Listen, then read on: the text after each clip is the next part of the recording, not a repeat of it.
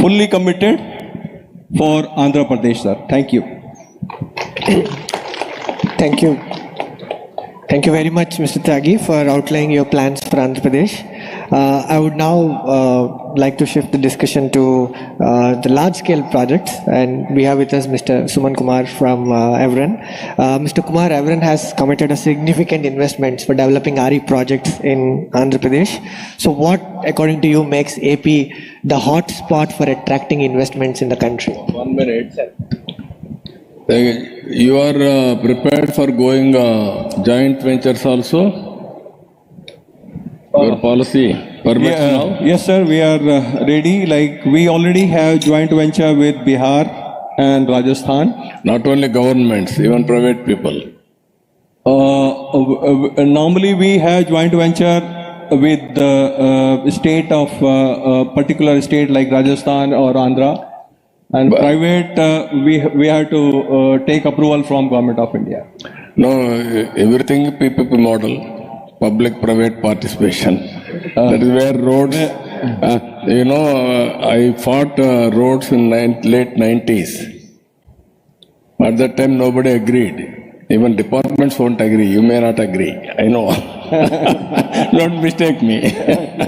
Always. At that time, they opposed. Then we fought. That is how public-private partnership has come. First road Nellore to Chennai, first bid by Malaysian company. Then Golden Quadrilateral Road. Then all roads have come. Now they are having surplus funds. You are also very rich. You are having more funds, I know, Power Grid Corporation. But the need of the future is very huge. Yeah. Why can't you prepare? Even Government of India has to create a policy. We'll talk to them. Public-private partnerships. Then huge opportunities. Governments will work it out. Even private also will bring, more accountability will come. We'll think. Thank you very much, sir. So basically, Subbu asked me why you are investing so heavily in Andhra in renewable energy sector. So before I give a long answer to him, I have a short answer. Today, entire day, Honorable CM is the only presentation which is so comprehensive. Each and everything is crystal clear, all the policies, all technologies. So it was so informative. What as business people and industry people, we could have taken 4 days or at least couple of hours to learn. We learned only in half an hour. So we are just by attending this AP session, we have a profit of 3.5 hours and more. So imagine what will happen if you go and invest that estate. So that is the short answer. On a lighter note. Now, thank you, sir. I was personally very impressed. It was so comprehensive, business friendly. So I thought I should put it on record. I took the liberty of mentioning this. We are already investing in the estate for past couple of years, and we have committed 50,000 crores, 9 gigawatt, which is already approved by us in solar, wind, and there are many good reasons for that. Number one, Andhra is one of the very few states where you have very large scale good resource potential. You have large scale potential of solar, you have wind, and you have pump hydro projects, and you have a very, very good coastline. Honorable CM mentioned that we have 4 ports coming up. I happen to visit some of them for myself. So you could basically leverage these ports for green ammonia export hubs. Port access is very, very critical. And we do not find any state where you could do solar and wind both. So that is number one. Number two, Mr. Tyagi is already here. Grid evacuation infrastructure. In our renewable industry, sir, we always discuss where do we find connectivity. That's the number one problem we have. And with the proactive support of state government, Power Grid and CTO is relatively more successful in creating grid infrastructure in Andhra, and that is a lesser constraint. And thanks to Power Grid, Mr. Tyagi ji is here, and thanks to Mr. Vijay Anand. That is another reason. You have the resource, you have the grid. And third reason is capital can go anywhere where everything is friendly. And the state machinery now, and the policy is coming up soon. We see a lot of activity already in various state departments, NRED cap, the energy department, all the discoms. So we feel quite comfortable, is friendly. Of course, is always, we have room to improve, but given overall, we have been, we found that it is perhaps the best opportunity for our large scale capital. That's the reason we are there.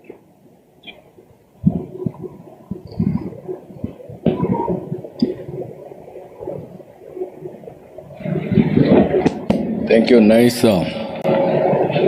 kind words. We will live up to your expectations. We will work in that direction. I am very happy. Always improvement, there is a scope. By listening all of you, how to improve further, we will work in that direction. Thank you. Thank you very much, sir. I would now like to shift the discussion towards one of the most important topics, which is also closer to your heart, which is the wind sector. We have with us Shri J.P. Chalsan Garu, CEO Suzlon. Mr. Chalsani, AP is undoubtedly one of the leading states in the country with respect to wind. And today we are seeing appetite for firm, dispatchable, renewable energy growing. So in your opinion, what do you attribute to the success of AP in India's wind story? And how do you see the role of Andhra Pradesh emerging in the new age bids, which are not plain vanilla solar or wind? Thank you, Subbu. Two caveats before I speak. One is I'm a domicile of AP. And second is I'm a big fan, I don't mind announcing that, of Mr. Naidu, professionally. So the thing is that I've been following you for the last 40 years. I had my experience of creating Simadri project with you and various things. And you just not talked about distribution, billing. I distinctly remember when Delhi got privatized, I wasn't realized that time, I was the first CEO of a couple of distribution companies there. The first phone call we requested was AP Discom CMDs for learning how to do the distribution, how you improve the efficiencies there. I remember that after a few months, then Mr. Anil Ambani said, let's go and meet Mr. Naidu. Let's see what we can do in AP in distribution, because we wanted to expand our business. Sir, you may not remember, it was at Sankranti, we came to your house, spent there. When we were talking about distribution, for 2 hours you gave me a lecture on what are you doing on distribution. Billing, old city problems, how are you resolving the billing and collection there. We came out, I told Mr. Ambani saying that, sir, this is not the place. They're already doing it, let's go and do somewhere else. So I think that's something which you've been teaching us, not just me, the most of the professionals in the power sector. Even the latest flood relief what you have done. So there are some lessons for corporate CEOs like us. Okay? I was at Vijayawada the last weekend. When you talk to the people, what you hear from them is that it's not that what you have done. I think more importantly is that the confidence that government is working, they will take care of us. That anxiety of people is what you're taking away. If as corporate CEO we can do that internally and externally, that's a big thing for us. That's what I wanted to put a caveat. But coming back to Subbu, what you asked on these things, AP is really blessed in a number of ways. As we saw in the use potential for wind, use potential for solar. But what also important factor is that in wind everybody looks at PLF. But AP has a uniqueness that even if the PLF is little lower compared to the neighboring states, the power availability during the peak hours is much higher in AP. So therefore, the AP is a hotbed for hybridization compared to other states. So that's one thing. You can't just look at what is the PLF in AP versus a PLF in Tamil Nadu. But that wind profile, when you look at it, it's ideally suited for hybridization. So therefore, on top of it, with the whatever you can do in solar manufacturing there, you talked about mine to module, putting that and hydro. The AP has been pioneer in pumped hydro and then left some time back, long back. One of the first pumped hydro power stations came up in AP. hydro, because with all this, I think the AP is the real place where we can go for FDRE, because the load following FDRE is the one which will replace fossil fuel, where we can set up power plants which can actually meet 15-minute demand, which is what is the most of the bids are coming now, and even the tariffs have reached to sub 5, it will further come down. Practically same tariff as fossil fuel is the right one. So therefore, AP is the hotbed for FDRE and hybridization. So, but most important thing, sir, is that resources are huge in the country. Even as a country, we have 1,200 gigawatts of wind potential. We hardly used 4%. But what is most important is, in my opinion, is the enabling environment. Okay, it's not just the resources. Like you talked about a great thing today. You said that not ease of doing business, speed of doing business. So what the most of us look at is that what is the enabling environment there? What is the speed of decision making is what is important. That is what you're known to create. But one suggestion, I'm hope is that the morning you spoke that reforms made you to lose elections, power sector reforms. My assumption is that the green energy revolution would make you to win the election. That is advantage to us is that we will have policy stability. Otherwise, we don't want to have this 5 years policy push and then we have a 5-year holiday, then 5-year policy push. We would like the policy stability. The only way we request you is keep winning elections. So that will provide us the policy stability. Thank you so much, sir.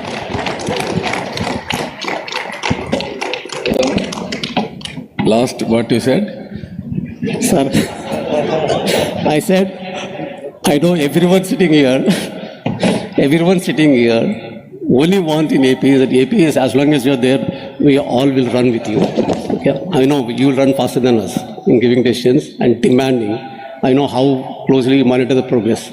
You're a terror in monitoring the progress. Okay? But we want that policy consistency, policy support to continue. Don't want to have a policy holidays. So I'm only saying that through this green energy revolution, keep winning elections. And then, so also my personal interest of coming from that state. Okay.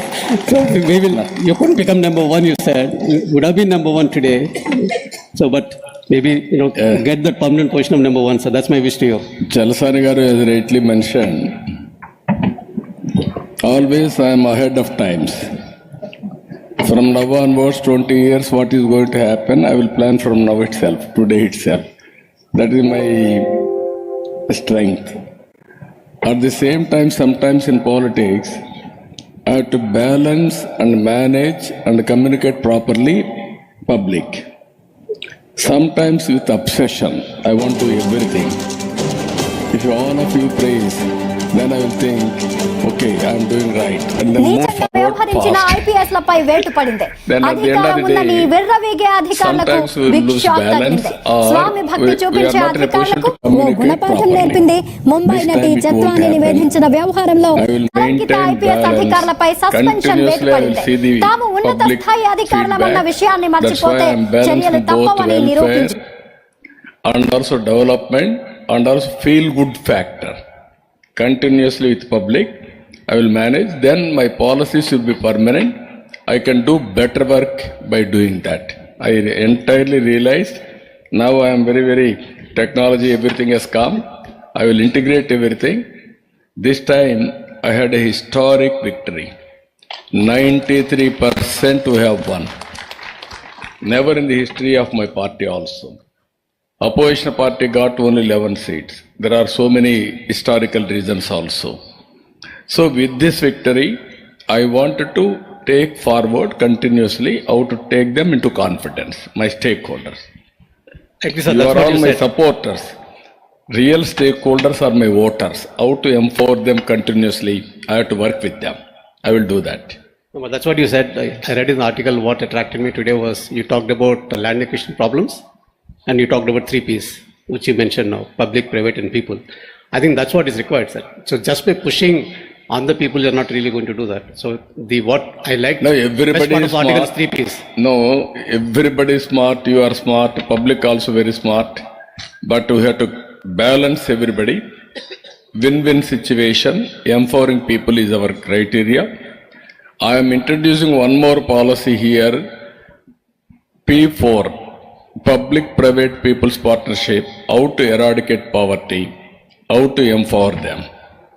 I wanted to involve industrialists also in that.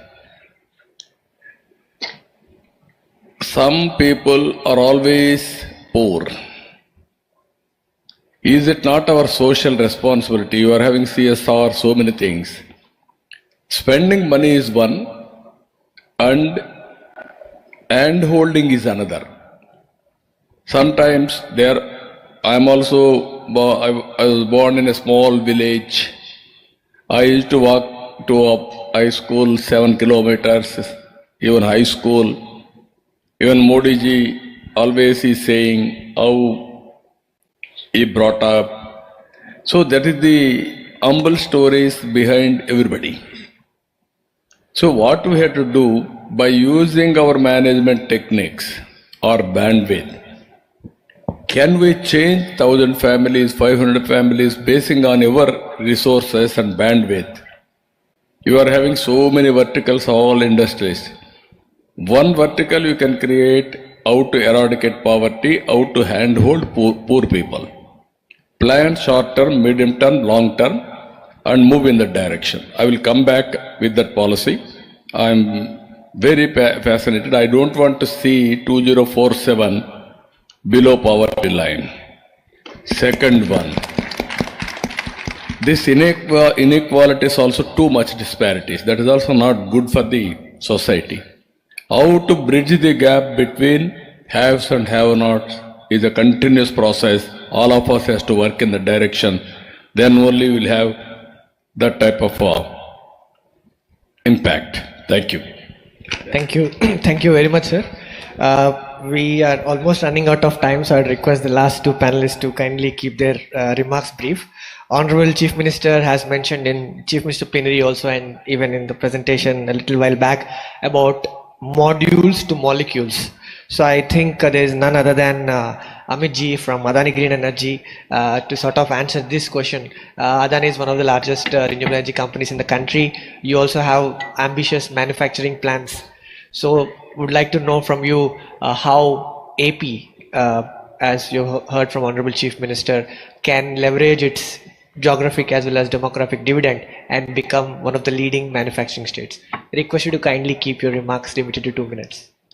Yeah, sure. No, thank you. First of all, I think I would just echo everybody's sentiment. Very, very precise and very futuristic vision which was presented by you, Honorable Chief Minister. I think it's going to help us accelerate our move in Andhra. And I must also compliment that for Adani Green, Andhra is a key state, and the people of Andhra, we have 7+ gigawatt of projects which are under construction, which are getting ready for Andhra, and we have 2 large pump storage projects, one in Chitravati, which we have already started. It's our first project in India, which is under construction, and we have another 1,000 megawatt project in Andhra, which is under planning stage. We have very, 2 things which I want to just talk about, which I feel is important to emphasize. One is the reliance on storage systems. As renewable power grows in our country, we need to really promote storage solutions. The subsidy you talked about, the incentives you talked about are going to go a long way. I think we should keep them and enhance them as we go. I also saw very clearly you talked about exporting power will have no charges or any royalties. Great. I think we should have this kind of system in place everywhere. Second, I think you talked about people. I want to highlight that vocational skills in these projects is in limited supply. A lot of times when we are running fast, we need people who are skilled, people who have the competency to work, both in the manufacturing side and execution side. It will be great to have a very focused approach towards skill development, especially vocational skill development. And, I'm an engineer myself, but I think we need more people who have practical skills to do the groundwork, and I think that is something which I would encourage. And third thing, I can just chip in, renewable power depends a lot on weather. Weather forecast is a critical area of improvement as well. Today, if you look at the density of weather monitoring stations we have, our ability to forecast short-term and long-term wind or solar radiation, especially with wind, is still far from ideal. I think that is something which I didn't notice on your slides, sir, but I would highly encourage that a focused effort is made to improve our weather forecasting systems, which will greatly impact and benefit the sector and improve our, deployment as well. Adding on to that, maybe Bhuvan Chandra Tripathi ji from Greenco, we heard from modules. Honorable Chief Minister's vision is also on molecules, and Greenco is one of the leading green hydrogen manufacturers, and you also tied up a lot of capacities for export. How do you look at AP emerging as the hub for green hydrogen, not just in India but also for Southeast Asia? Thank you, Honorable CM. It is always a pleasure to be interacting with you. I remember from way back 2000 when I made first presentation to you in a combined state of Andhra Pradesh. I have been interacting with you. Just to share the audience here, I have been interacting with you as the Chairman Gale, resolving issues in Andhra Bhavan in Delhi over a breakfast. So that's the way you have been solving and helping the industry. So you are known for that. So it's always a pleasure, sir. And I could not realize that after my retirement, I'll have this opportunity to work with the organization, which is your home company in the state of Andhra Pradesh. You talked about integrated policy and all the facets of that. Greenco is already present in Andhra Pradesh. Greenco has already committed $10 billion investment in all the facets which you talked about. It started with a small company with 5 to 10 megawatt capacity. Today it is 7.5 gigawatt operating platform. People are talking about storage is the necessity for better penetration of renewable. I think I must compliment the promoters. They have thought about this 3 or 4 years back. And you are going to have the Asia's largest energy storage project getting commissioned in next few months in the state of Andhra Pradesh, which is going to be a 10 gigawatt hour renewable energy storage platform operating on a digital cloud with state-of-art AI and ML facility. And Greenco has already carved a strategy to go to 100 gigawatt hours. Right now, around 25 gigawatt hour storage projects are being implemented as in Rajasthan and Madhya Pradesh. You talked about green molecule. They have already identified a green molecule complex in Kakinada, where they are going to set up. One of the key elements in this is the electrolyzer manufacturing. 2 gigawatt assembly line is going to be operational by 2027 to start from 2026, and 27 will be fully commissioned, where they'll be producing green electrolyzer in collaboration with John Cockrell from Belgium. They're also looking at possibility of setting up sustainable aviation fuel, methanol, a lot of other chemicals from methanol to olefins. And one of the important aspects which we have not discussed is the use of green chemical into pharma sector. The whole Andhra and Telangana region is rich in the pharma sector, so it's going to be a major producer of those green chemicals. So under the platform of Greenco, they are providing the large storage platform, and they have already committed $6 billion of adding 6 gigawatt capacity of solar, wind and hydro together in Kurnool. They have committed $4 billion for setting up 4 million tons of green ammonia complex. Nagarjuna Fertilizers, you know, is being converted as a green hub, where they will be producing green hydrogen by first quarter of 2026. And the Spectrum Power area, which is again near Kakinada, is being developed as a SEZ. Couple of issues I was thinking to raise, what more can be done in the Andhra Pradesh. I think the subject is so important, and it is a sunrise sector, as you rightly said. This is going to be a revolution of green energy. Probably this kind of session needs more attention, more discussion. I would request a focused discussion in the state of Andhra Pradesh later on, where you may like to invite all the industry players, what more can be done, where we spend more time in going into the detail. I was thinking to request you for facilitating the aggregation of land, which you already talked about in your proposed policy. The second thing I was thinking about green access, which you already talked about. Third was providing a skilled resource. I know Andhra Pradesh has a huge talent pool, but they need to be trained and skilled to the new form of energy, new form of industry, where you already talked about skill council. I think the industry will be looking for this policy to be announced soon, and definitely a focused discussion on this, where we could really spend more time. I know you have a shortage of time, so I would like to stop here. And Greenco, being already a home company to Andhra Pradesh, has already committed almost $10 billion going forward from here to 2028. Thank you. Thank you. As you rightly mentioned, one is Amit Singh, vocational skills, weather forecasting, either wind or solar radiation, all these things. Now, slowly it is coming, it is there, but we have to perfect, we have to go in how to predict accurate. That is where we are thinking. Now we have to tell us where to keep all these things. State government is very keen to put all these things. Now we are going for weather forecasting.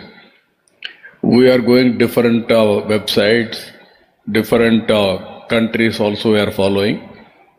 Even till today, people are unable to predict exact rainfall.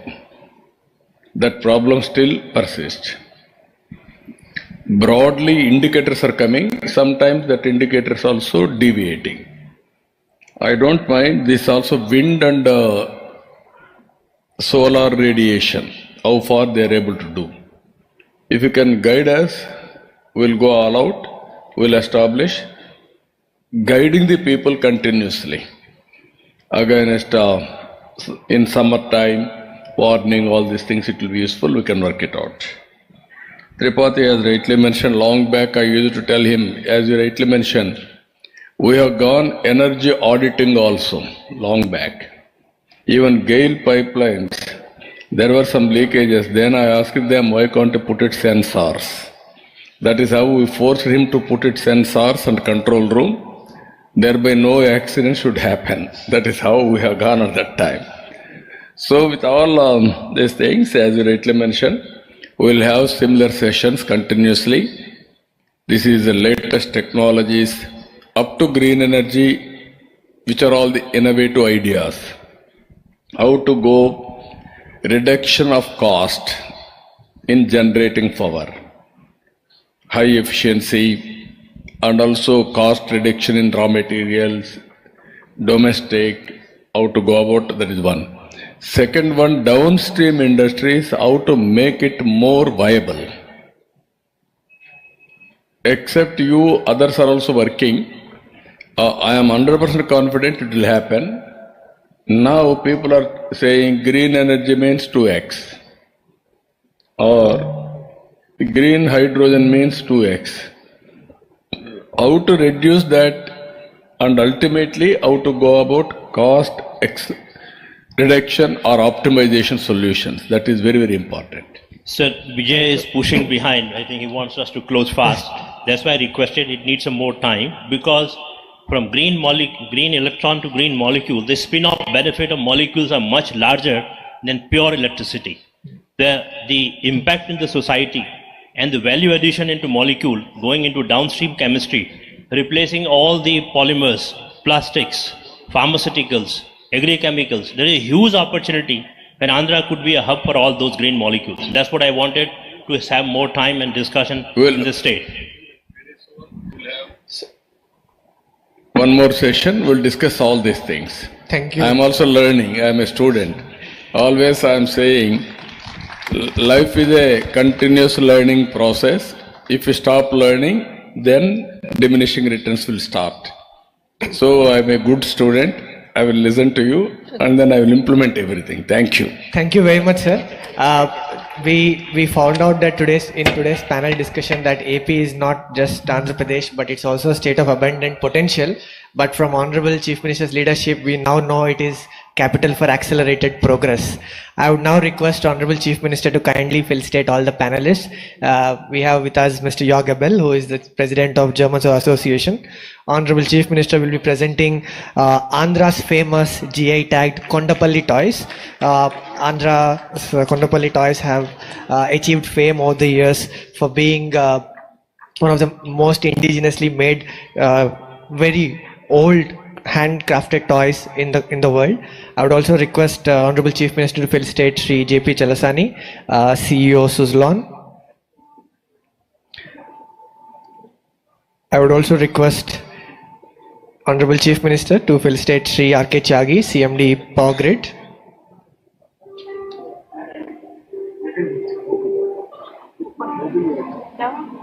It's also my pleasure now to invite Mr. Suman Kumar. I would request Honorable Chief Minister to also felicitate Mr. Suman Kumar, CEO Avren.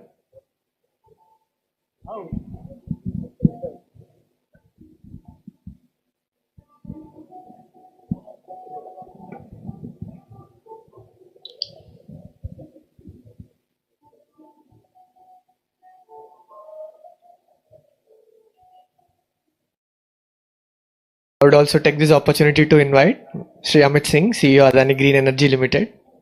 I request Honorable Chief Minister to kindly hand over the token of appreciation from the Government of Andhra Pradesh.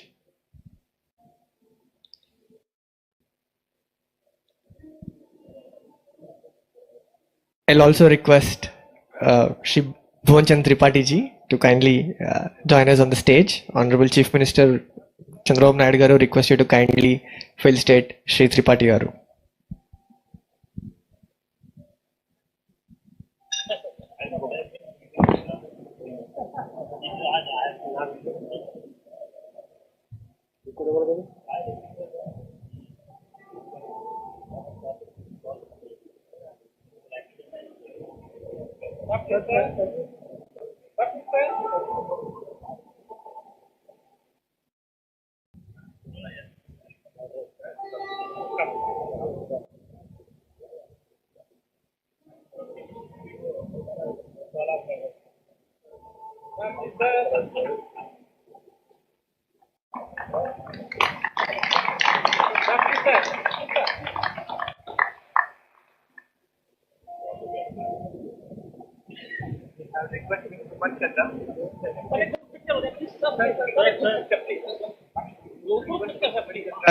Director MNRE to kindly felicitate Honorable Chief Minister Sri Chandrababu Naidu.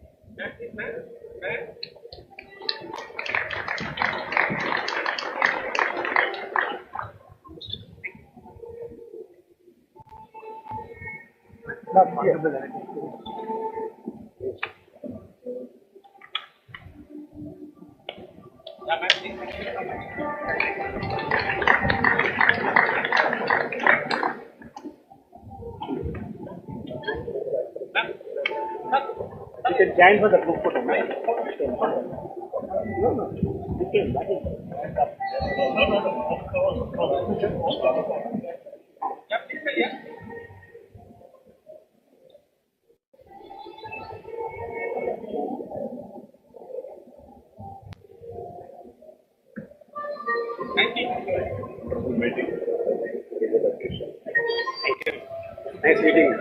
Thank Power Minister. Thank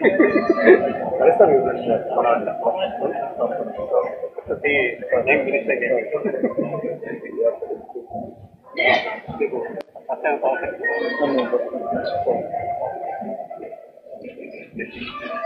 Good sector.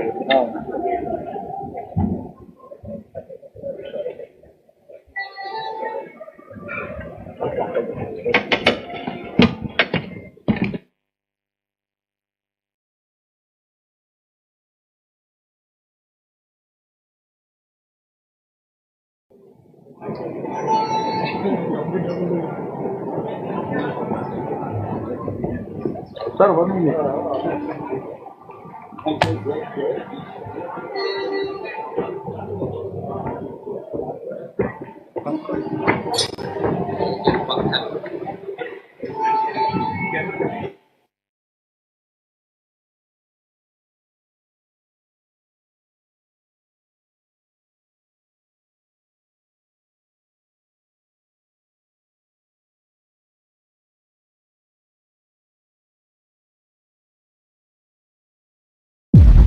In F1, technology moves fast, really fast. That's why they need a technology partner that innovates at the speed of the world's fastest sport. From AR to AI PC to IT infrastructure and services, Lenovo is driving F1 to a faster future for all. Lenovo.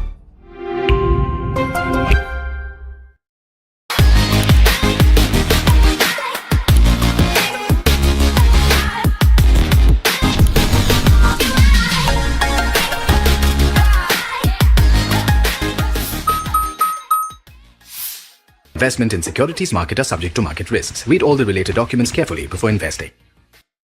We are here at the post-AGM meet of Oil India, and I'm joined by Ranjit Rat, the CMD of the company, to talk a lot of things today. Thank you so much, sir, for taking the time. I would like to know, what are the company's exploration plans for FY25, and where is the company planning to drill more wells?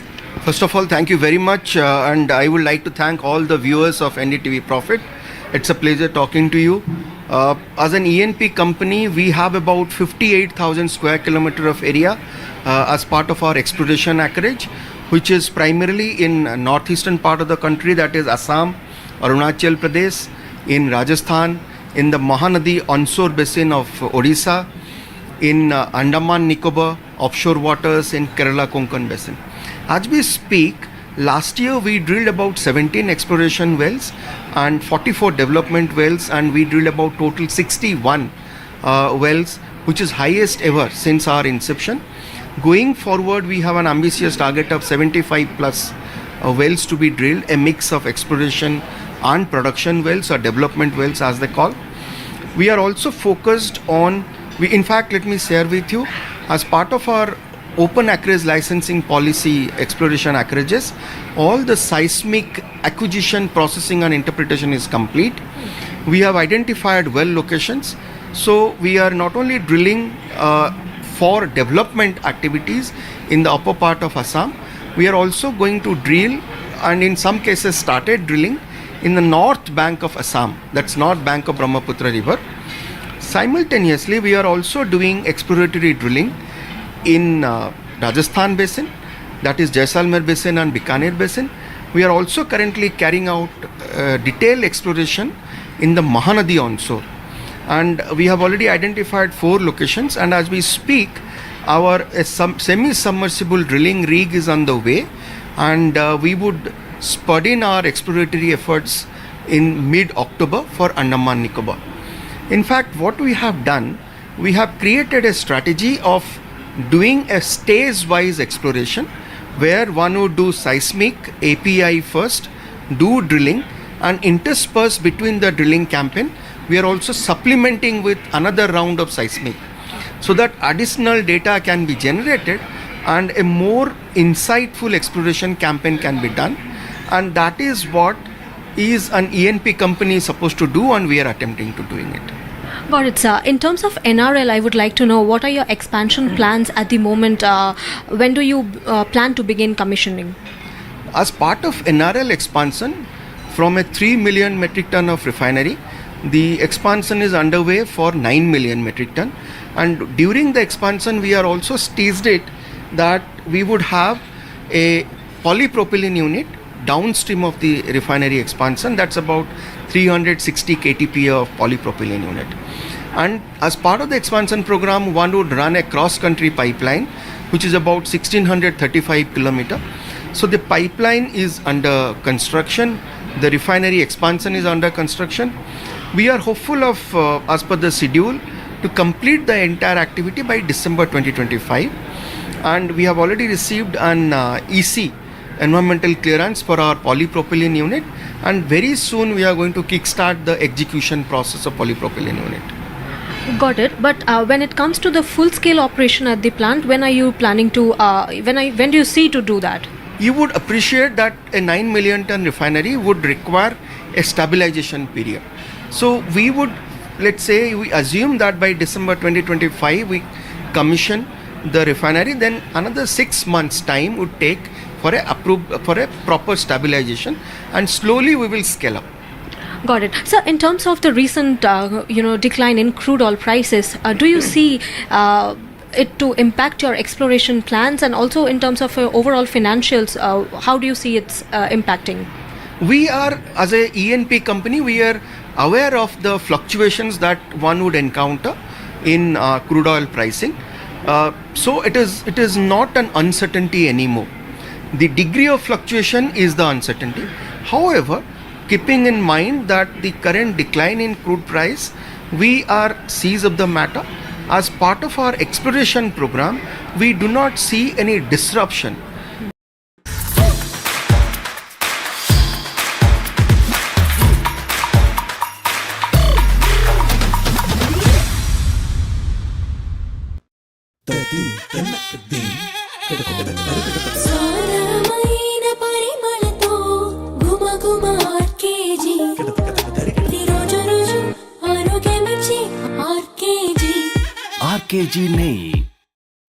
Towards our committed exploration plan. So we will continue to explore, and with enhancement of production, we will have enough internal accrual to pursue our exploration campaign. Got it. And in Russia, are you running your exploration in optimal capacity? Because given the war and other challenges that we are seeing there. In Russia, we are one of the investment partner, and the operator is absolutely running the producing assets to the brim. Because how I would say this, because the